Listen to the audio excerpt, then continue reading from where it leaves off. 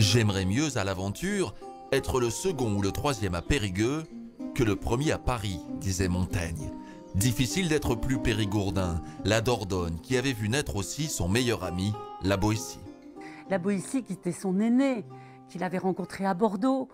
et dont il disait, quand on lui parlait de son amitié et des raisons de cette amitié, parce que c'était lui, parce que c'était moi, je crois que ça dit tout des relations qu'il pouvait avoir et qui étaient avant tout des relations intellectuelles et affectueuses entre deux grands humanistes, entre deux grands défenseurs de la liberté en effet, et entre deux érudits, amoureux de la vie,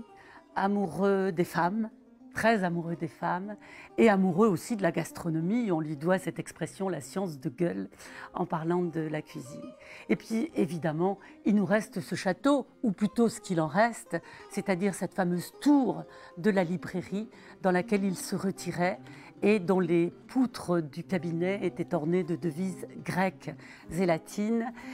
dans lesquelles il reconnaissait le stoïcisme, et surtout l'indépendance d'esprit, la liberté d'esprit, qui sont certainement les caractéristiques de Montaigne, mais aussi, je dirais, du Périgord.